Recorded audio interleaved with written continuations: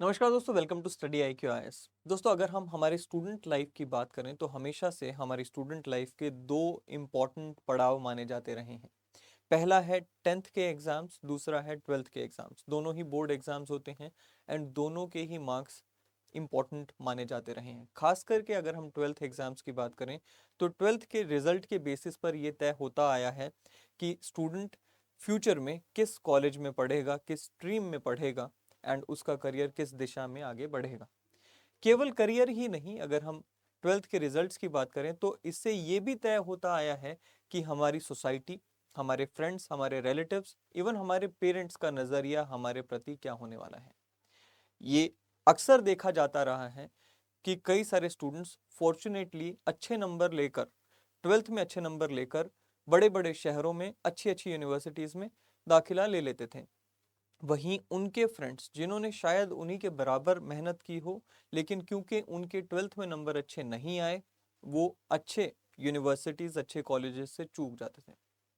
यही एक वजह थी, यही पीयर प्रेशर हमेशा से एक वजह रहा है कि 12th का स्टूडेंट हमेशा से डिप्रेशन में, परेशानी में रहता रहा है, क्योंकि फ्यूचर की चिंता 12th के स्टूडेंट को हमेशा सताती रही है।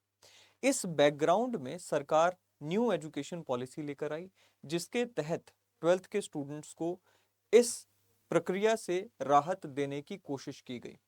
राहत कैसे? एक नया एग्जाम लाकर, जिसे CUET कहा गया। पिछले 2 से 3 वर्षों में ये CUET के ऊपर आपने काफी चर्चा सुनी होगी।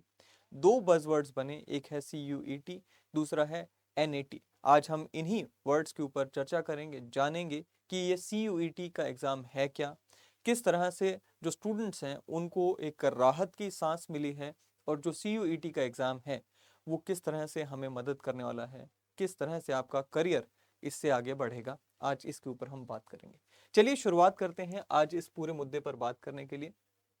सबसे पहले CUET की बात करते हैं कि ये है क्या। It stands for common university entrance test. जैसे कि मैंने आपको बताया कि 12th के एग्जाम्स को अगेन एक रिप्लेस करता हुआ, रिप्लेस इन द सेंस कि 12th का एग्जाम खत्म ही हो गया, ऐसा नहीं है।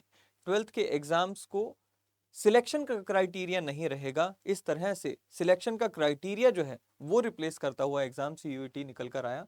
क्या है ये? A single window opportunity to all the students across the nation. वो सभी स्टूडेंट्स के लिए एक सिंगल विंडो अपॉर्चुनिटी जो कि किसी सेंट्रल यूनिवर्सिटी में, या फिर बहुत सारी अब स्टेट यूनिवर्सिटीज भी क्योंकि CUET के दायरे में आ चुकी हैं, प्राइवेट यूनिवर्सिटीज भी आ चुकी हैं। सो जो स्टूडेंट्स इन यूनिवर्सिटीज में दाखिला पाना चाहते हैं उनके लिए अब CUET का ये जो टेस्ट है ये देना अनिवार्य हो गया है।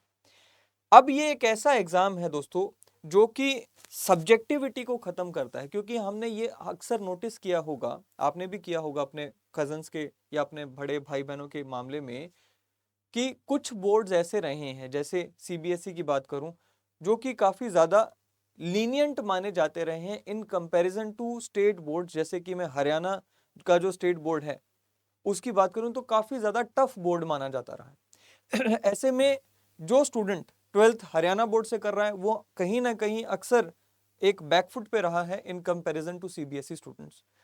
वहां पर एक कॉमन प्लेटफॉर्म आ गया, सबके लिए एक कॉमन यहाँ पे प्लेटफॉर्म आने से एक लेवल प्लेइंग फील्ड यहाँ पर हमें देखने को मिला है। दूसरा यहाँ पे दोस्तों अगर हम बात करें NTA की, नेशनल टेस्टिंग एजेंसी की, तो नेशनल टेस्टिंग एजेंसी क्या है? देखिए, NTA एक मिनिस्ट्री ऑफ एजुकेशन के द्वारा लाया गया एक एजेंसी है जो कि CUET के एग्जाम को कंडक्ट कराने की रिस्पॉन्सिबिलिटी लेती है। सो एक न्यूट्रल पार्टी, एक थर्ड पार्टी जो कि CUET का एग्जाम कंडक्ट कराती है। नाउ जैसे कि CUET की मैंने आपसे अभी बात की कि भाई काफी ज्यादा मदद इससे स्टूडेंट्स को मिल रही है। फिर से एक बार नजर घुमा लेते हैं कि किस तरह से जो 12th का स्टूडेंट है उन्हें CUET के इस एग्जाम से मदद मिलेगी। सबसे पहले तो मैंने आपको यहाँ पे बताया दोस्तों कि काफी स्ट्रेसफुल रहता था 12th का वो एग्जाम, क्योंकि 12th के एग्जाम में नंबर हमें ये तय करते थे कि किस कॉलेज में हम जाने वाले हैं। तो एक स्ट्रेस से यहाँ पे निजात मिलने की उम्मीद यहाँ पे जताई जा रही है कि भाई जो स्टूडेंट है उन्हें 12th के एग्जाम को लेकर परेशान होने की जरूरत नहीं रह गई है उतनी ज्यादा। दूसरा यहाँ पर ये कि भाई क्योंकि 12th का एग्जाम जो है अलग अलग बोर्ड्स कंडक्ट कराते थे, उनकी अपनी अपनी सिलेबस को लेकर रिक्वायरमेंट्स अलग होती थी, टाइपोलॉजी ऑफ क्वेश्चन अलग होता था, सब्जेक्टिविटी का लेवल बहुत ज़्यादा हाई होता था। अब वो सब फैक्टर्स यहाँ से एलिमिनेट हो गए हैं एंड अब जो सीयूईटी का एग्ज़ाम है, यहाँ पे स्टैंडर्डाइजेशन आ गई है। आप दिल्ली से हैं, आप हरियाणा से हैं, आप तमिलनाडु से हैं, कहीं से भी हैं, आपके लिए एग्ज़ाम एक हो चुका है। सो एंड वो भी क्योंकि ऑब्जेक्टिव टेस्ट है, तो यहाँ पे जो सब्जेक्टिविटी का जो गेम था वो ख़त्म हो गया है। अक्सर हमारे टीचर हमें मजाक करते थे कि अगर भाई तुम्हारा जो एग्जामिनर है, अगर उसका मूड अच्छा नहीं है, तो समझ लो कि आपका जो एग्ज़ाम दिया है उसे दोबारा देना पड़ सकता है, क्योंकि उसमें अच्छे नंबर नहीं आएंगे। अब ये सामने वाले एग्जामिनर के मूड पे हमारा करियर डिपेंड हो जाता था, वो चीज़ यहाँ पे कहीं ना कहीं एलिमिनेट हुई है, राइट। चलिए, दूसरा है ये, इसमें क्योंकि मैंने आपको बताया कि सीबीटी यानी कि कंप्यूटर बेस्ड टेस्ट है, सो आपकी आंसर शीट वहाँ पे खराब हो गई, उसमें पेन की इंक लीक हो गई, जिसकी वजह से नंबर अच्छे नहीं आए। इस तरह की सभी जो परेशानियां थी वो पीछे छूट जाती हैं। दूसरी बात ये कि क्योंकि ये जो सीयूईटी का एग्जाम है, इसका सिलेबस वही है जो कि आप ट्वेल्थ में अक्सर पढ़ते हैं। अपनी जो जर्नी है, स्कूल जर्नी, उसमें जो ट्वेल्थ का एग्जाम आप देते हैं, वही सिलेबस आपके सीयूईटी के एग्जाम में भी आता है। इसकी वजह से आपको अलग से कोई यहाँ पे सिलेबस पढ़ने की जरूरत नहीं है। जो ट्वेल्थ का एग्जाम है उसी को इन डेप्थ जाकर आपको पढ़ना है सीयूईटी की तैयारी करने के लिए। साथ ही में सीयूईटी आने से काफी ज्यादा फ्रीडम स्टूडेंट्स को मिला है। वो फ्रीडम कैसे मिला है? वो फ्रीडम इस तरह से मिला है क्योंकि यहाँ पर स्टूडेंट्स को कई सारी लैंग्वेजेस, कई सारे डोमेन सब्जेक्ट्स का आपको एक फ्रीडम दे दिया गया है, चॉइस दे दी गई है। आप अपनी मर्जी के हिसाब से एंड यूनिवर्सिटी, जिस यूनिवर्सिटी में आप जाना चाहते हैं, जिस कॉलेज में आप जाना चाहते हैं, जिस कोर्स को आप लेना चाहते हैं, उस कोर्स की रिक्वायरमेंट के हिसाब से आप यहाँ पे सब्जेक्ट्स को चूज करके सीयूईटी में अपीयर हो सकते हैं। मैं आपको याद दिलवा दूं, जब हमने भी ट्वेल्थ की थी, तो दिल्ली यूनिवर्सिटी का खास करके ये रहता था कि आपके 5 सब्जेक्ट्स में से टॉप 4 के मार्क्स यहाँ पे गिने जाते थे। अब मेरे केस में ही अगर मैं आपसे यहाँ पे बात करूँ, तो मैंने ट्वेल्थ में कॉमर्स ली हुई थी, और मैंने ट्वेल्थ के बाद यहाँ पे दिल्ली यूनिवर्सिटी में जब एडमिशन लिया तो बीए हिस्ट्री ऑनर्स में एडमिशन लिया। उस बीए हिस्ट्री ऑनर्स में जब मैंने एडमिशन लिया तो कॉमर्स में मेरे जो टॉप 4 एग्जाम्स थे, उनके नंबर्स को काउंट किया गया था। अब ऐसे में उस हो सकता है, it is very much possible कि जैसे मेरे केस में भी अगर मैं कहूँ, वो 4 जो टॉप एग्जाम थे उनमें से 3 में ऑलरेडी मेरे नंबर काफ़ी कम थे, क्योंकि कॉमर्स मुझे उतनी रास नहीं आई, जिसकी वजह से मेरी जो करियर सिलेक्शन थी या जो फिर मेरी डिग्री सिलेक्शन थी वो कहीं ना कहीं प्रभावित हुई। यहाँ पे स्टूडेंट्स के पास ये ऑप्शन आ गया है कि आपने ट्वेल्थ में जैसा मर्जी परफॉर्म किया हो, it does not matter much, क्योंकि आप यहाँ पे ट्वेल्थ के बाद भी जब सीयूईटी का एग्जाम दे रहे हैं, तो अपनी चॉइस के इस हिसाब से आप दोबारा से इन सब्जेक्ट्स को चूज कर सकते हैं। सो आपको एक बहुत ही वाइड यहाँ पे लिस्ट मिलती है जिसमें से आप सब्जेक्ट चूज करते हैं, जिसमें आपको 33 languages, 27 domain subjects and general test जैसा जो हमारा टेस्ट है उसको अपीयर करने के लिए, उसमें अपीयर करने के लिए मौका मिलता है। नाउ क्वेश्चन है कि how will I prepare for both CUET and board examinations. तो इसका आंसर मैं ऑलरेडी आपको दे चुका हूं कि भाई जो सिलेबस है ट्वेल्थ का, वही सिलेबस सीयूईटी में पूछा जाएगा। थोड़ा सा जो डिफरेंस आ जाता है वो ये आ जाता है कि मान लीजिए मैंने ट्वेल्थ में साइंस ली हुई थी, और जिस यूनिवर्सिटी में मैं जाना चाहता हूँ बीटेक करने के लिए या बीएससी करने के लिए, उस यूनिवर्सिटी में साइंस के साथ साथ जीटी यानी कि जनरल नॉलेज टेस्ट भी मांग लिया गया, तो मुझे जनरल नॉलेज टेस्ट के लिए यहाँ पे अलग से तैयारी करनी पड़ सकती है। बट अदरवाइज जो सिलेबस है वो सेम रहने वाला है, राइट। जो ट्वेल्थ का सिलेबस है वही सिलेबस आपका सीयूईटी में रहने वाला है, कुछ बारिंग सम पेपर्स जिनको आपको अलग से मेहनत करनी पड़ेगी। अदरवाइज जो बोर्ड में आप मेहनत कर रहे हैं वो आपकी काफी हद तक मेहनत करती है जब आप सीयूईटी की तैयारी करते हैं। अगला सवाल क्या कहता है जी, will the board exam become redundant now. Now ये भी एक सवाल लाजमी है कि भाई अगर मुझे सीयूईटी के बेसिस पर ही कॉलेज मिलेगा, तो क्या बोर्ड का एग्जाम रिडंडेंट हो जाएगा, क्या मुझे ट्वेल्थ का एग्जाम देने की जरूरत नहीं रहेगी? तो ऐसा नहीं है, क्योंकि जिस यूनिवर्सिटी में आप एडमिशन पाना चाहते हैं, वो यूनिवर्सिटी आज की डेट में भी ट्वेल्थ के एग्जाम को बेसिक क्राइटेरिया मान के चलती है। आपको क्वालिफाइंग क्राइटेरिया जो है वो ट्वेल्थ का एग्जाम रहने ही वाला है। सो ट्वेल्थ, एंड उसमें भी ये डिसाइड किया जा सकता है या फिर ये कहा जा सकता है कि 12th में आपके लेट्स से 60% या 70% मार्क्स होने चाहिए। अगर आप लेट्स से दिल्ली यूनिवर्सिटी में बीए हिस्ट्री ऑनर्स के लिए जाना चाहते हैं, एक पर्टिकुलर कॉलेज में जाना चाहते हैं, तो वहाँ पे रिक्वायरमेंट ये रखी जा सकती है कि भाई आपको 12th में लेट्स से इतने मिनिमम मार्क्स लेकर आने होंगे तभी आप उसमें जा सकते हैं। सो बेसिकली 12th का जो मार्क्स है वो रिडंडेंट नहीं हो गए। ओनली डिफरेंस इज कि भाई अब यहाँ पर 98, 99.5, 99, कई बार तो हमें 100% भी देखने को मिलता था कि भाई 100% स्टूडेंट्स नंबर लेकर आ जाते थे और केवल उन्हीं को अच्छे अच्छे कॉलेजेस मिलते थे, वो यहाँ पे खत्म हो गया है। यहाँ पर बेसिक रिक्वायरमेंट हो सकती है लेट्स से 70% या 80% की, कि भाई इतने आपको 12th में लाने हैं तब जाके आपका सीयूईटी का रिजल्ट माना जाएगा, वो हो सकती है। इस वजह से 12th का एग्जाम जो है वो रिडंडेंट नहीं हो जाता है। Now which central universities are participating in this CUET 2024 examination? So basically एक बहुत ही लंबी चौड़ी लिस्ट है, एक बहुत ही एक्सपेंडिंग लिस्ट है। Not only central universities, state universities, deemed universities and private universities are also participating in this whole examination. So आप यहाँ पे लिस्ट देखना चाहें तो आपके सामने ये लिस्ट है, बहुत ही लंबी चौड़ी लिस्ट है।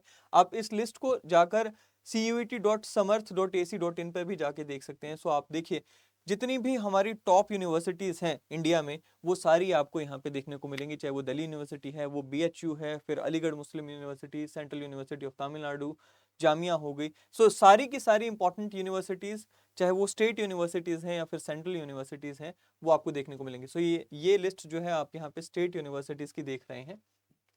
सो ये स्टेट यूनिवर्सिटीज़ की ही लिस्ट आप देख रहे हैं चल रही है। उसके बाद आप यहाँ पे पाएंगे ये प्राइवेट यूनिवर्सिटीज़ आ जाती हैं, राइट। ये प्राइवेट यूनिवर्सिटीज की लिस्ट आप यहाँ पे देख रहे हैं। नाउ अगला क्या क्वेश्चन है, कहता है जी is it compulsory for a candidate who desire to join central university to appear for CUET 2024? So basically yes, it is now required that you appear for CUET and you score well in CUET if you want to get admission into central university. In fact जितनी भी list हमने यहाँ पे अभी देखी universities की, उन सभी में से अगर आप किसी में भी एडमिशन पाना चाहते हैं तो आपको इस एग्जाम के लिए अपीयर करना पड़ेगा। When is the exam going to be held? Now यहाँ पे इस चीज का ध्यान रखा जाता है कि आपका जो सीयूईटी एग्जाम है ये आपके 12th के बोर्ड एग्जाम्स को ओवर होने के बाद ही कंडक्ट कराया जाए। सो मिड ऑफ मई से लेकर इसको लगभग 15 दिन की अवधि हमें देखने को मिलती है कि उस 15 दिन की अवधि में ये एग्जाम कंडक्ट कराया जाता है। So what is the mode of conducting the exam? जैसे कि हम सब जानते हैं कि जो हमारा 12th का एग्जाम है एक सब्जेक्टिव एग्जाम है, आपको आंसर शीट्स लिखनी रहती हैं वहां पर 3-3 घंटे के लिए। यहाँ पर ऐसा नहीं होगा, ये एक सीबीटी बेस्ड यानी कि कंप्यूटर बेस्ड टेस्ट है। सो बेसिकली एमसीक्यू क्वेश्चंस आएंगे एंड कंप्यूटर बेस्ड टेस्ट होने की वजह से आपको इसको कंप्यूटर सेंटर पे बैठकर इस एग्जाम के लिए आप अपियर करेंगे, right. Now what is the pattern of the test? जैसे कि मैंने आपको बताया क्योंकि ऑब्जेक्टिव टेस्ट है, ये मल्टीपल चॉइस क्वेश्चंस आपको यहाँ पे दिए जाएंगे जिसको आपको अटेम्प्ट करना है। Now what is the structure of CUET exam? So basically मैं यहाँ पे 2023 का जो स्ट्रक्चर है वो आपके साथ डिस्कस कर रहा हूँ। 2024 में भी यही स्ट्रक्चर रहने वाला है जो कि 2023 में हमें देखने को मिला। मैं आपको बताऊं यहाँ पे 3 सेक्शंस में इस पूरे के पूरे एग्जाम को डिवाइड किया गया है, जिसमें सेक्शन 1 जो है वो फर्दर सब डिवाइडेड है। सेक्शन 1 जो है section 1A and section 1B में फर्दर सब डिवाइडेड है एंड इन दोनों ही सब सेक्शंस में हमें लगभग 33 लैंग्वेजेस देखने को मिलती हैं। सेक्शन 1A में 13 लैंग्वेजेस हैं एंड सेक्शन 1B में 20 लैंग्वेजेस हैं। सेक्शन 2 में there are 27 domain subjects and section 3 जो है वो जनरल टेस्ट का एक पेपर रहता है। सवाल उठता है, एक भी नहीं कई सारे सवाल उठते हैं। पहला तो सवाल ये कि क्या मुझे हर सेक्शन में से 1 या 2 सब्जेक्ट्स को चूज करना होगा, या फिर मैं किसी सेक्शन को स्किप कर सकता हूं, या फिर यहाँ पे मुझे सेक्शन ए में से 1 लैंग्वेज लेनी है, सेक्शन बी में से 1B में से मेरे को 2 लैंग्वेजेस या 1 लैंग्वेज लेनी है, डोमेन में से मुझे कितने लेने हैं। ये कई सारे सवाल उठने लाजमी हैं, इन्हीं के ऊपर अब हम यहाँ पे थोड़ी सी चर्चा करेंगे। सो यहाँ पर एक बार मैं दोबारा से आपको बता देता हूँ। कहता है जी CUET offers a bouquet of languages subjects GT covering most of the subjects and languages offered by most of the universities. एक चीज को मानकर चलिए कि भाई यहाँ पर ये कंप्लीटली आपकी मर्जी भी नहीं है एनटीए की मर्जी भी नहीं है कि आप कौन से सब्जेक्ट्स में अपीयर करेंगे। यहाँ पर आपको सबसे पहले ये तय करना होगा कि आपकी टारगेट यूनिवर्सिटी कौन सी है। सो बेसिकली पहले तो आपकी टारगेट यूनिवर्सिटी, उसके अलावा टारगेट कॉलेज कौन सा है उस यूनिवर्सिटी में, एंड उससे भी बड़ी बात कि आप किस स्ट्रीम में जाना चाहते हैं, टारगेट स्ट्रीम क्या है, राइट। उस इन तीनों के कॉम्बिनेशन के बेसिस पे ये तय होगा कि आप इनमें से किन किन सब्जेक्ट्स का एग्जाम देने वाले हैं सीयूईटी के तहत। इसको थोड़ा सा और डिटेल में हम डिस्कस करेंगे आने वाली स्लाइड्स में ना। जैसे कि मैंने आपको बताया कि 3 सेक्शंस में ये पूरा का पूरा एग्जाम डिवाइडेड है।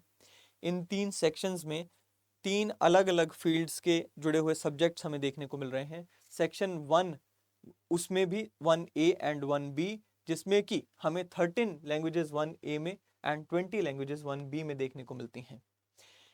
ये जितने भी यहाँ पे टोटल 33 एग्जाम्स हो गए लैंग्वेजेस के, ये 33 के 33 जो एग्जाम्स होंगे लैंग्वेजेस के, ये किस पैटर्न पे कंडक्ट कराए जाएंगे। मान लीजिए मैंने इसमें से 2 लैंग्वेजेस ले ली, हिंदी एंड इंग्लिश मैंने ले ली, तो मेरे 2 पेपर यहाँ पर ये गिने गए। ये 2 पेपर जो हैं मैं किस तरह से दूंगा, तो हर पेपर में 50 क्वेश्चंस आने वाले हैं, ईच लैंग्वेज से जुड़े हुए 50 क्वेश्चंस आएंगे। सो लेट्स से मैंने हिंदी एंड इंग्लिश ये 2 लैंग्वेजेस को चूज किया, so I will be giving 2 papers, one is of Hindi and the other is of English. English के 50 क्वेश्चंस में से मुझे 40 क्वेश्चंस को अटेम्प्ट करना होगा in a span of 45 minutes. Similarly Hindi अगर मैंने चूज की है तो अगेन 50 क्वेश्चंस आएंगे, जिसमें से 40 जो क्वेश्चंस हैं वो मुझे अटेम्प्ट करने होंगे again in a span of 45 minutes. It is very much possible कि मैं एक लैंग्वेज यहां से ले लूं, 2 लैंग्वेज यहां से ले लूं, 3 लैंग्वेज यहां से ले लूं, 4 लैंग्वेज सेक्शन 1A से ले लूं एंड 2 लैंग्वेज यहां से ले लूं। It is also very much possible कि मैं सेक्शन 1A से एक भी लैंग्वेज ना लूं, सेक्शन 1B से ही सारी लैंग्वेजेस लूं। And it is also very much possible कि मैं जिस यूनिवर्सिटी जिस कोर्स के लिए जाना चाहता हूं वहां पे लैंग्वेज की रिक्वायरमेंट मांगी ही नहीं गई है, इसलिए मैं सेक्शन 1 को कंप्लीटली स्किप कर देता हूं और सीधा सेक्शन 2 के सब्जेक्ट्स जो हैं दैट इज डोमेन सब्जेक्ट्स उन पर जंप कर जाता हूं। बट इन एनी केस अगर मैं लैंग्वेज पेपर की बात करूं, यानी कि language section 1A and 1B की बात करूं, तो इसमें किस तरह के क्वेश्चंस आएंगे। हम सब जानते हैं कि एमसीक्यू बेस्ड क्वेश्चंस आएंगे, सीबीटी का क्योंकि टेस्ट है, तो इसमें language to be tested through reading comprehension, literary aptitude and vocabulary. So इस तरह के जो क्वेश्चंस है वो आपको यहाँ पे देखने को मिलेंगे। अब आगे बढ़ते हैं। लैंग्वेजेस कौन सी हमें यहाँ पे दी गई हैं, कौन से ऑप्शंस हमें देखने को मिलते हैं, वो यहाँ पे आपके सामने लिखे हुए हैं। इसमें असमीज, बंगाली, इंग्लिश, गुजराती, हिंदी, कन्नड़, मलयालम, मराठी, पंजाबी, उड़िया, तमिल, तेलुगु, उर्दू, ये सेक्शन 1A की लैंग्वेजेस हैं। 1B में ये सारी आप देख रहे हैं, इसमें कई सारी फॉरेन लैंग्वेजेस जैसे कि Russian, Chinese, Japanese, Tibetan, French, Spanish, German, Nepali, Persian ये भी आ गई हैं। मोस्टली यहाँ पर आप देखेंगे कि काफ़ी ज़्यादा डाइवर्सिटी लैंग्वेजेस की आपको देखने को मिलती है ना। Section 2 Domain Specific Subjects. Now it is very much possible कि मैंने 12th में BA ट्वेल्थ में मेरे पास ह्यूमैनिटीज़ थी, जहाँ पे मेरे पास ह्यूमैनिटीज़ के कुछ सब्जेक्ट्स रहे होंगे, जैसे लेट्स से हिस्ट्री रही, पॉलिटिकल साइंस रही, इकोनॉमी रही, एंड मेरा एम है कि मैं अब दिल्ली यूनिवर्सिटी के हिंदू कॉलेज से लेट्स से हिस्ट्री ऑनर्स करना चाहता हूँ।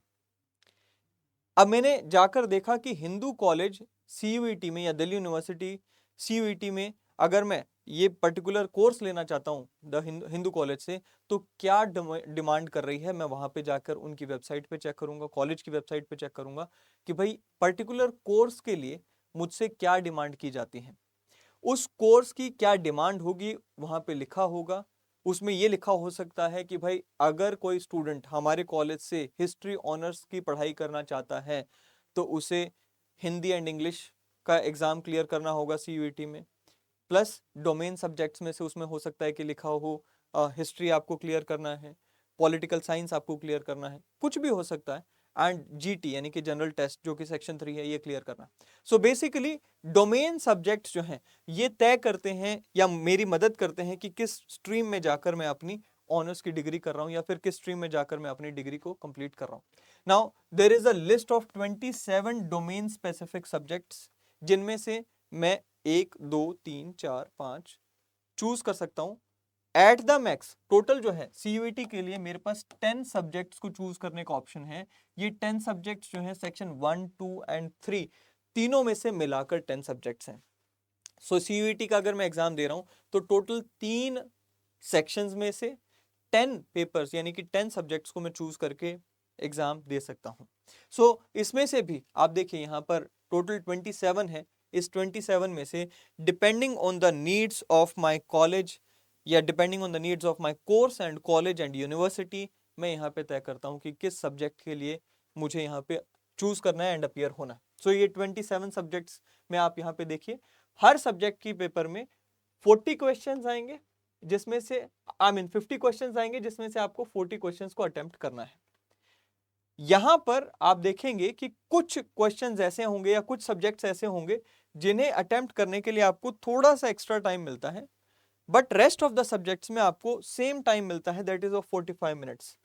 ये वो सब्जेक्ट्स हैं जिसमें आपको थोड़ा सा ज़्यादा समय की डिमांड आई जाती है, क्योंकि आपको वहाँ पे बहुत सारे सम सॉल्व करने रहते हैं या फिर बहुत सारी जैसे बैलेंस शीट्स वगैरह बनानी रहती हैं अकाउंटेंसी में, या फिर और कुछ यहाँ पे रिक्वायरमेंट्स आ जाती हैं, टेक्निकल रिक्वायरमेंट्स आ जाती हैं। उसमें आप देखेंगे accountancy, physics, economics, computer science, informatic practice, then mathematics, applied mathematics, chemistry, ये जो सब्जेक्ट्स हैं इनमें आपको 60 मिनट्स का टाइम मिलेगा। अगेन 60 मिनट्स में आपको 40 क्वेश्चंस अटेम्प्ट करने हैं out of 50। Rest of the subjects जो हैं उनके लिए आपको 45 मिनट्स का ही टाइम दिया जाएगा, राइट। नाउ ये सारे सब्जेक्ट्स की लिस्ट आपके सामने है, 27 सब्जेक्ट्स की लिस्ट, आप इसे पॉज करके इसे पढ़ सकते हैं। नाउ सेक्शन 3 की अगर हम बात करें, section 3 general knowledge, current affairs, general mental ability, numerical ability, quantitative reasoning, ये इसका सिलेबस है। लॉजिकल एंड एनालिटिकल रीजनिंग, ये इसका सिलेबस है। अगेन जैसे कि मैंने आपको बताया कि 50 क्वेश्चंस आपको यहाँ पर दिए जाएंगे, 50 क्वेश्चंस आपको अटेम्प्ट करने रहेंगे out of 60। So total 60 question आपको यहाँ पे दिए जाएंगे एंड टाइम कितना दिया जा रहा है, दैट इज ऑफ 60 मिनट्स यहाँ पे आपको टाइम दिया जा रहा है, राइट। सो ये यहाँ पे जो एक काफ़ी जो स्टूडेंट्स हैं उनको सबसे ज़्यादा अगर कहीं पे परेशानी फेस भी करनी रहती है या करनी पड़ रही है तो वो इसमें करनी पड़ रही है, क्योंकि जो भी स्टूडेंट रहता है जो 12th में है खासकर, वो अपनी या तो बोर्ड एग्जाम को लेकर तैयारी करता हुआ पाया जाता है या फिर वो कहीं ना कहीं अगर थोड़ा सा समय निकलता है तो वो स्पोर्ट्स या फिर एक्स्ट्रा करिकुलर एक्टिविटीज़ में बिजी हो जाते हैं। ये जो चीज़ है जनरल नॉलेज वाली जो चीज़ है, करंट अफेयर्स वाली चीज़ है, ये कहीं ना कहीं स्टूडेंट्स की काफ़ी पीछे ही छूट चुकी होती है।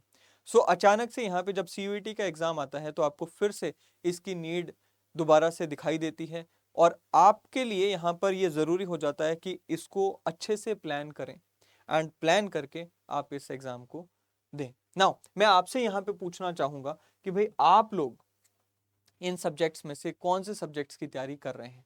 आप कमेंट सेक्शन में बताइए कि भाई आप इन सब्जेक्ट में से कौन से सब्जेक्ट्स की तैयारी कर रहे हैं, सो दैट हम उन सब्जेक्ट से जुड़ी हुई और कई सारी इन्फॉर्मेशन वीडियोस आपके लिए लेकर आ सकें।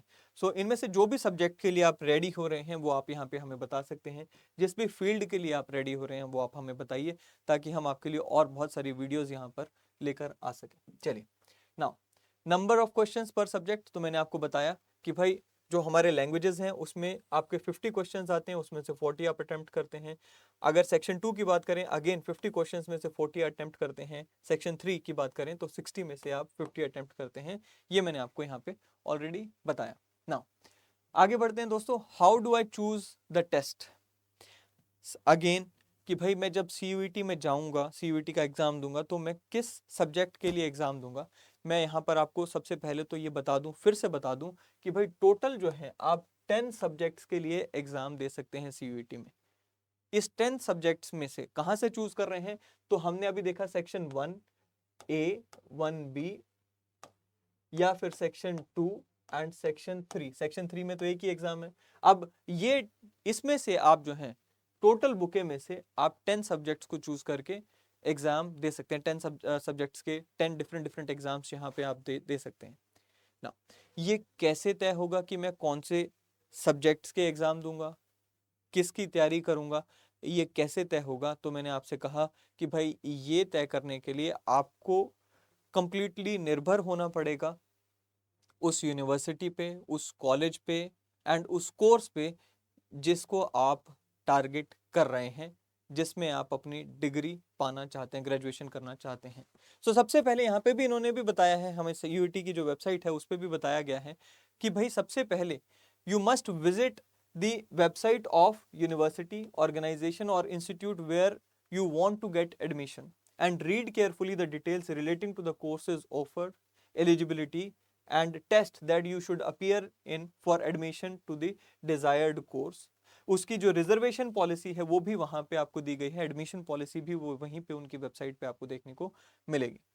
Your choice of subject, language, GT will depend on the requirements of the desired university, organization, institute. ये मैंने आपको already बताया.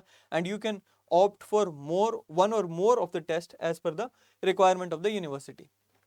So एक proper procedure यहाँ पर क्या बनता है वो हम यहाँ पे देख लेते हैं. सबसे पहले आप इनकी जो वेबसाइट है, CUET की जो वेबसाइट है samarth.cet.ac जो मैंने आपको बताई, उस वेबसाइट पे जाइए. उस वेबसाइट में मैंने आपको पूरी की पूरी लिस्ट दिखाई, यूनिवर्सिटीज़ की लिस्ट वहाँ पे दी गई है. अब उन यूनिवर्सिटीज़ की लिस्ट को आप प्रिंट कर सकते हैं और उसमें से चूज कर सकते हैं कि मैं किस यूनिवर्सिटी को टारगेट करना चाहता हूँ. अगर मैं अपने केस की बात करूं तो जैसे अगर मुझे आज की डेट में ये एग्ज़ाम देना होता तो हो सकता है कि मैं Delhi university, Punjab university, BHU, इस तरह के जितने भी कॉलेज यूनिवर्सिटीज़ हैं इनको टारगेट करता और उसके अकॉर्डिंग जो है मैं अपनी लिस्ट बनाता. आप जिस भी स्टेट से आ रहे हैं, जिस भी रीजन से आ रहे हैं, आपकी रिक्वायरमेंट्स के अकॉर्डिंग, आपकी नीड्स ऑफ कोर्स के अकॉर्डिंग ये लिस्ट आपको खुद तय करनी होगी. उसके बाद सिलेक्ट द यूनिवर्सिटी के, उसके बाद जैसे हमने यूनिवर्सिटी तय की, हमें ये तय करना होता है कि भाई जो हम कोर्स चाह रहे हैं क्या वो उस यूनिवर्सिटी में है. वो तय करने के बाद हम यहाँ पे देखेंगे उस पर्टिकुलर यूनिवर्सिटी या उस पर्टिकुलर कॉलेज में उस कोर्स को लेने के लिए क्या क्या रिक्वायरमेंट्स हैं, क्या एलिजिबिलिटी है और कौन से कोर्सेज को हमें CUET में या कौन से सब्जेक्ट्स के टेस्ट हमें CUET में देने हैं. नाउ अकॉर्डिंगली आप अपने सब्जेक्ट्स को यहाँ पे तय करते हैं और उनके लिए तैयारी करते हैं.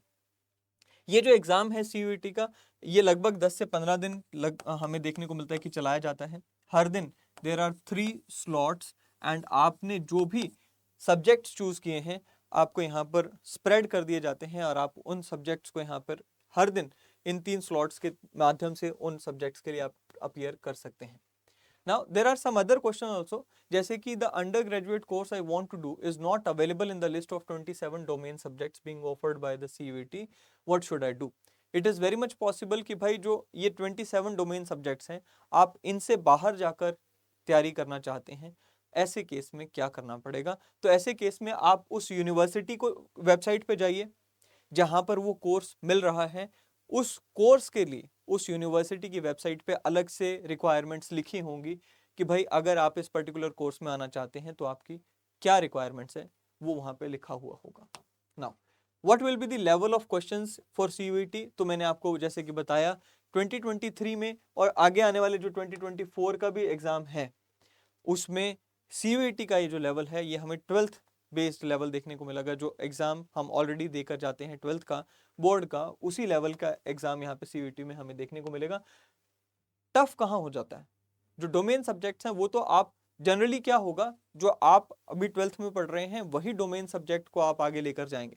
लेट्स से अगर आप अभी कॉमर्स बैकग्राउंड से हैं तो आप हो सकता है कि BCom के लिए जाएं, राइट, या फिर अगर आप ह्यूमैनिटीज बैकग्राउंड से हैं तो आप BA हिस्ट्री ऑनर्स के लिए जाएं. अगर आप साइंस बैकग्राउंड से हैं तो आप BSc केमिस्ट्री में जाएं या फिर BSc के किसी और सब्जेक्ट में जाएं स्पेशलाइजेशन के लिए.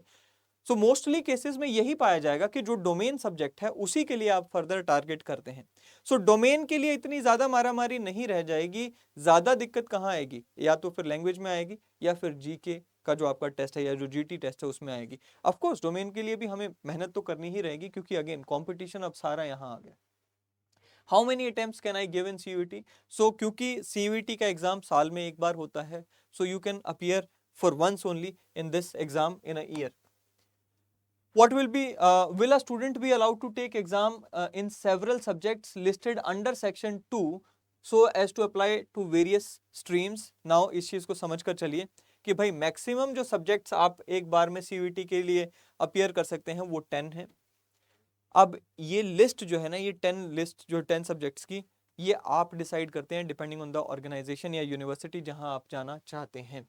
सो लेट्स से एक मैं आपके साथ एक एग्जांपल डिस्कस करूं अगर मैं, तो मान लीजिए मैं 3 यूनिवर्सिटीज़ को टारगेट करता हूं, जिसमें से यूनिवर्सिटी 1 है let's say Delhi university, university 2 है BHU, राइट, एंड यूनिवर्सिटी 2 है अलीगढ़ मुस्लिम यूनिवर्सिटी।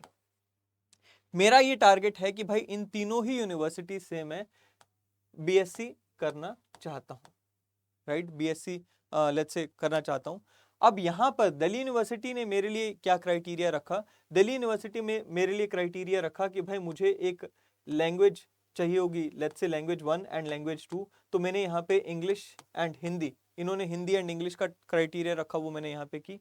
उसके बाद फिर इन्होंने टारगेट रखा या क्राइटेरिया रखा कि भाई मुझे 3 डोमेन सब्जेक्ट्स जिसमें physics, chemistry and bio require होगी, एंड तीसरा इन्होंने रखा कि मुझे जीटी का ये टेस्ट देना पड़ेगा। सो बेसिकली 1 2 3 4 5 6, ये 6 सब्जेक्ट्स का इन्होंने मेरे लिए क्राइटेरिया रखा कि मुझे सीयूईटी में अगर यहाँ पे दिल्ली यूनिवर्सिटी से लेट्स से बीएससी करनी है तो मुझे ये चाहिए होगा, सीयूईटी में ये एग्जाम्स को क्लियर करके आना होगा।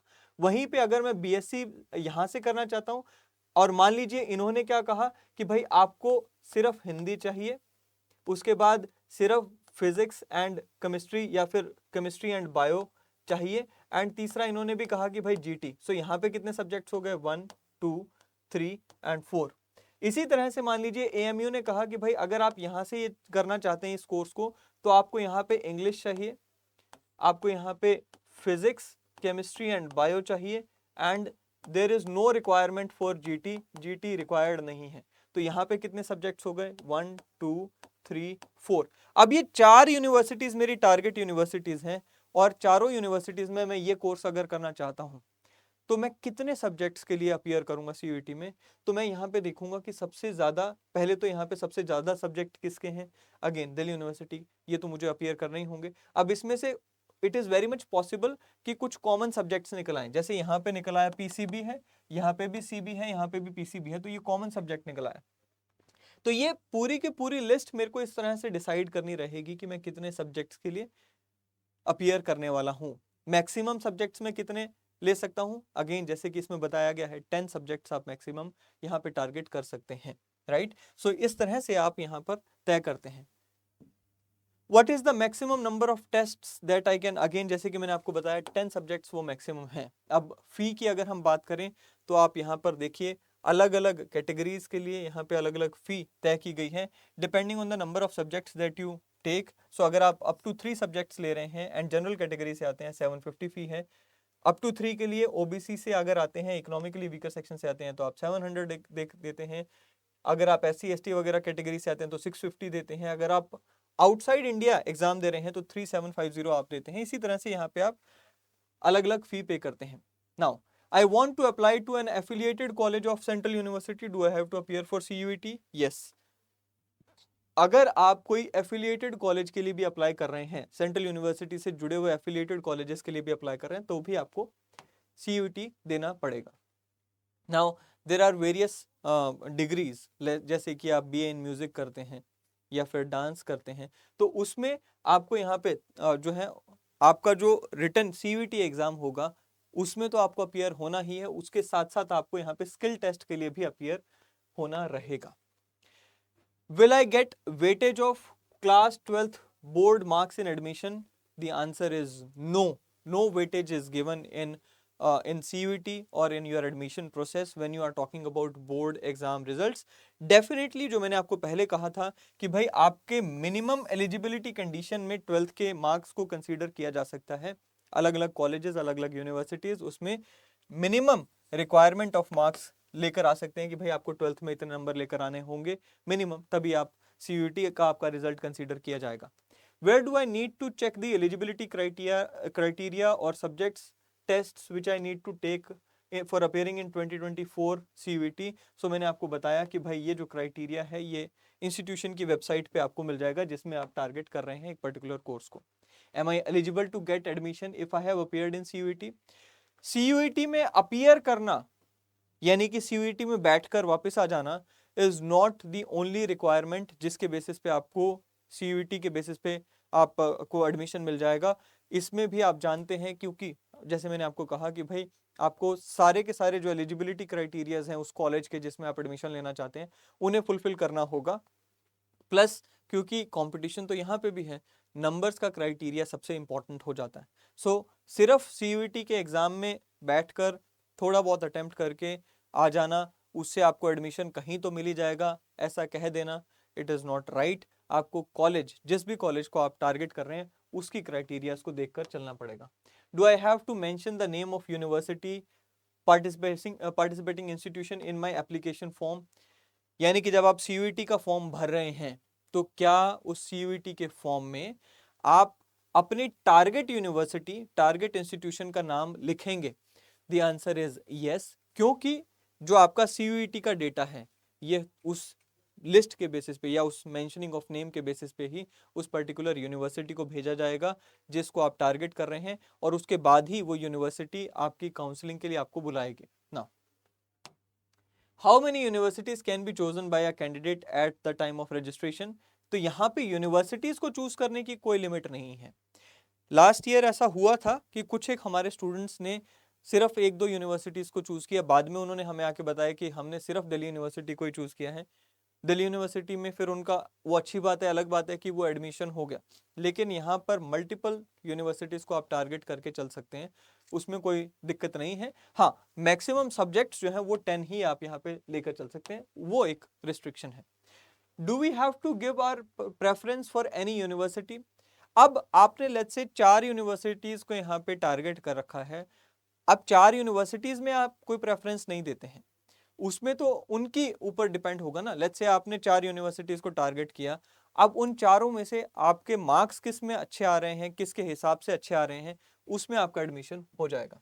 I am currently studying in class 12th with subject of physics, chemistry, maths and bio. Can I opt for geography honors? Can I take the combination of domain subjects geography, bio, chemistry from my CUET 2023-2024? Now it is 2024. Or do I have to opt only for the test relating to subjects which I had studied in class 12th? Now जैसे कि मैंने आपको बताया दोस्तों कि new education जो policy आई है, उस पॉलिसी आने के बाद हमें काफ़ी फ्रीडम मिला है। अब सरकार ये चाहती है कि भाई हम अलग अलग सब्जेक्ट्स को कंबाइन करके अपने इंटरेस्ट के हिसाब से पढ़ें, बट देन अगेन कहीं ना कहीं बॉल अभी भी हमारी यूनिवर्सिटीज़ के पाले में है। वो बताते हैं कि भाई क्या एक ऐसा स्टूडेंट जिसने क्लास 12th में साइंस स्ट्रीम ली हुई थी, क्या वो स्ट्रीम चेंज करके दूसरी स्ट्रीम में हमारे पास आ सकता है या नहीं। जैसे कि मैं दिल्ली यूनिवर्सिटी की बात करूं, अपने ही एग्जाम्पल की बात करूं, जब मैंने यहाँ पे ग्रेजुएशन किया था तो मैं कॉमर्स बैकग्राउंड से था एंड मैं बीए यानी ह्यूमैनिटीज़ बैकग्राउंड में मैं स्विच कर पाया था, क्योंकि उसमें भी मार्क्स मांगे गए थे 12th के, तो it was easy, comparatively easy. But यहाँ पे भी आप जिस यूनिवर्सिटी में टारगेट करना जा रहे हैं, लेट्स से आप दिल्ली यूनिवर्सिटी में ही टारगेट करने जा रहे हैं, वहाँ पे अगर आप बीए हिस्ट्री ऑनर्स करना चाहते हैं तो उस हिस्ट्री ऑनर्स करने के लिए आपको सीयूईटी में कौन से सब्जेक्ट्स में अपीयर करके उसमें पास होकर आना होगा, अच्छे नंबर लाने होंगे, वो वहाँ पे लिखा हुआ होगा। तो उसके अकॉर्डिंग आपको यहाँ पर उन सब्जेक्ट्स के लिए अपीयर करने की आज़ादी है। Now what is the minimum number of domain subjects one may apply? Now maximum number is 10. Domain इसमें से आप एक रखें या एक भी नहीं रखें, that is up to you. So there is no minimum number of domain subjects. Domain subjects माने क्या, सेक्शन 2 के जो हमारे सब्जेक्ट्स थे वो यहाँ पे पूछे गए। Now I want to opt Hindi in language test but I want to appear in other tests in English medium. Now please understand कि लैंग्वेज टेस्ट एंड मीडियम में डिफरेंस है। आप लैंग्वेज टेस्ट के लिए जब अपीयर हो रहे हैं, जैसे मैंने अभी बीएचयू वाला एग्जांपल भी लिया कि भाई मैं हिंदी, वहां पर उन्होंने मेरे से कहा कि भाई अगर आप यहाँ पे पीसीबी यानी कि बीएससी करना चाहते हैं तो आपको लैंग्वेज जो है वो हिंदी लेकर आनी ही होगी। It is just an example, right. तो मेरे को वहां पे लैंग्वेज हिंदी में अपीयर होना पड़ेगा, लेकिन मैं अलग से अपना मीडियम ऑफ एग्जामिनेशन भी बताता हूँ, राइट। सो एक बार फिर से मैं उस एग्जांपल पे आपको लेकर चलता हूँ सो दैट एक बेटर क्लैरिफिकेशन आपको मिल सके, राइट। हाँ, so okay, where is that example? हाँ, ये एग्जाम्पल है। सो लेट्स से मैं BHU में यहाँ पर पढ़ने की कोशिश कर रहा हूँ या जाने की कोशिश कर रहा हूँ। अब मुझे यहाँ पर उन्होंने लैंग्वेज का कहा कि आपको हिंदी लैंग्वेज में अपीयर होना होगा CUET में। ये लैंग्वेज मैंने अपीयर हुआ, बट इसका मतलब ये नहीं है कि जो मेरा केमिस्ट्री एंड बायो का पेपर होगा वो भी मुझे हिंदी में देना होगा, ऐसा नहीं है। केमिस्ट्री एंड बायो के लिए मैं अपनी मीडियम ऑफ लैंग्वेज जो है वो 13 लैंग्वेजेस में से कोई भी चूज कर सकता हूँ। उस मीडियम ऑफ लैंग्वेज में मुझे केमिस्ट्री एंड बायो के लिए अपीयर होने की आज़ादी मिल जाएगी, राइट। सो यहाँ पे भी यही क्वेश्चन है कि भाई जो मैं लैंग्वेज चूज कर रहा हूँ, क्या जरूरी होगा कि उसी लैंग्वेज में मैं बाकी के पेपर भी दूं? सो यहाँ पे मैंने लैंग्वेज, जैसे कि मेरा सेक्शन 1 है, सेक्शन 1A है एंड 1B है, मान लीजिए 1A में से मैंने हिंदी चूज कर ली। अब सेक्शन 2 का जो पेपर होगा या फिर सेक्शन 3 का जो पेपर होगा, क्या वो भी मुझे कंपलसरीली हिंदी में ही देना होगा? ऐसा जरूरी नहीं है। इसके लिए मैं अपना लैंग्वेज मीडियम जो है वो इंग्लिश भी रख सकता हूँ, या बाकी जो 13 लैंग्वेजेस सेक्शन 1 में दी गई हैं उनमें से कोई भी रख सकता हूँ। चलिए, I am humanities student. I want to pursue my graduation in psychology, but I don't have psychology as a subject in class 12th. Do I have to fill psychology as domain specific subject? Again, ये भी किसके, कौन decide करेगा? ये भी हमारी वो university, वो कॉलेज डिसाइड करेगा जिसमें हम एडमिशन लेना चाहते हैं। सवाल क्या, मैं दोबारा बता दूं। मैंने 12th में लेट्स से 4 सब्जेक्ट्स लिए हुए थे। एक इंग्लिश था, फिर सोशियोलॉजी था, या फिर सोशियोलॉजी, पॉलिटिकल साइंस, हिस्ट्री लिया हुआ था, राइट।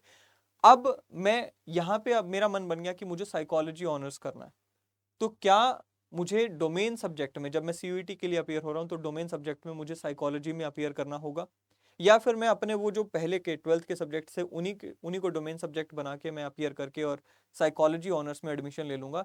तो इसका जवाब क्या कह गया कि भाई अपने उस कॉलेज को चेक करो, उसकी वेबसाइट पे चेक करो कि वो इस पर्टिकुलर ऑनर्स सब्जेक्ट के लिए कौन सी CUET की डोमेन सब्जेक्ट की नॉलेज आपसे मांगते हैं। Now what is the minimum maximum age criteria? So minimum maximum age criteria जो है 2023 या 24 में हमें कोई देखने को नहीं मिल रहा है।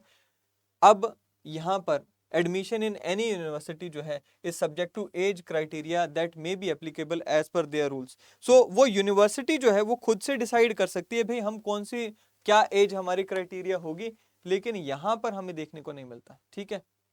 Will the question paper appear in bilingual और only in English? So basically question paper जो है ना, यहाँ पे जो CUET का क्वेश्चन पेपर होगा वो बाइलिंगुअल होगा।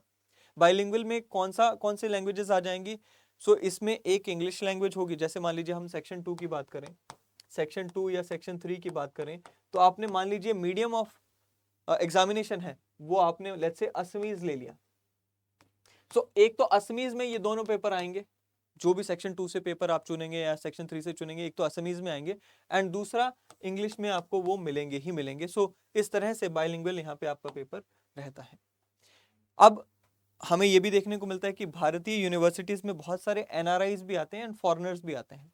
तो NRIs के लिए क्या क्राइटेरिया है? क्या वो CUET में अपीयर होंगे, या फिर फॉरेनर्स जो हैं क्या वो CUET में अपीयर होंगे तभी उन्हें भारत की यूनिवर्सिटीज में एडमिशन मिलेगा? ये कैसे तय होगा? ये उस पर्टिकुलर कॉलेज, उस पर्टिकुलर यूनिवर्सिटी के क्राइटेरिया पे तय होगा, वो क्या चाहते हैं। नाउ हमें देखने को मिलता है कि अलग अलग यूनिवर्सिटीज में कोटाज होते हैं। लेट्स से दिल्ली यूनिवर्सिटी में NRI कोटा है। आप वहाँ पे अगर कोई NRI आकर let's say BA history honours ही करना चाहता है, तो उसके लिए उस पर्टिकुलर कॉलेज की वेबसाइट पे जाना होगा, वहाँ पे ये देखना होगा कि NRI कोटा है कि नहीं। एंड NRI कोटा में अगर कोई स्टूडेंट एडमिशन लेना चाहता है BA हिस्ट्री ऑनर्स में ही लेट्स से, तो वहाँ पर उसे कौन से डोमेन सब्जेक्ट्स को क्लियर करके आना होगा या करने की ज़रूरत है भी कि नहीं, वो सब उस पर्टिकुलर यूनिवर्सिटी, उस पर्टिकुलर कॉलेज की वेबसाइट पे देखने को मिलेगा। सिमिलरली फॉरेन नेशनल्स के केस में भी हमें ऐसा ही देखने को मिलने वाला है, जो कि उनकी वेबसाइट पे हमें देखने को मिलेगा कि भाई आई मीन कॉलेज की वेबसाइट पे हमें देखने को मिलेगा कि भाई पर्टिकुलर जो कॉलेज है उसमें एडमिशन फॉरेन नेशनल्स को कैसे दिया जा रहा है। नाउ CUET 2023 की अगर हम बात करें स्पेसिफिकली, हमें देखने को मिला था कि भारत के बाहर भी 24 सिटीज में इसे कंडक्ट कराया गया था। और आपने अभी अगर फी स्ट्रक्चर भी देखा हो तो उसमें भी हमें ये देखने को मिला कि भाई 24 आई मीन जो फी स्ट्रक्चर है वो आउटसाइड इंडिया सेंटर्स के लिए काफ़ी ज़्यादा रखा गया है। सो इस बार भी उम्मीद है कि ये आउटसाइड इंडिया जो CUET है वो कराया जाएगा, और जो बाहर रहने वाले NRIs हैं एंड जो बाहर रहने वाले फॉरेन नेशनल्स हैं जो भारत में आके पढ़ना चाहते हैं, उनके लिए ये फ़ायदेमंद रहने वाला है। ये कुछ बेसिक जानकारी आज हमने डिस्कस की CUET से जुड़ी हुई। आप कमेंट सेक्शन में हमें बताइए कि और कौन सी बातों पर आपको जानकारी चाहिए, कौन से CUET से जुड़े हुए मुद्दों पर आपको जानकारी चाहिए।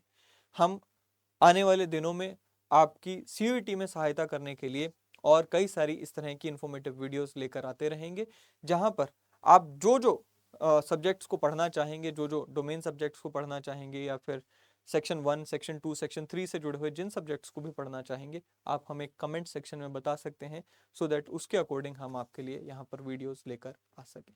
आज की इस वीडियो को देखने के लिए धन्यवाद। अगले वीडियो में फिर एक बार मुलाकात होगी। Till then, thank you and good luck to you all. Thank you.